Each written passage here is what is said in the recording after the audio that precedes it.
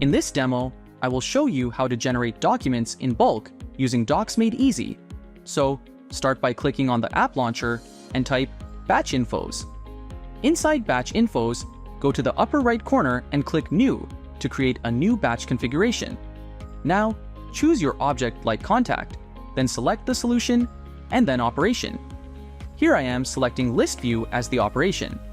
Next, select List View Type, click Next, and select the contacts you want to generate documents for.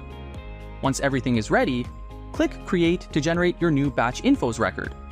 After your batch record is created, click Run Batch and then enable the download. At last, click the Save button. And that's it.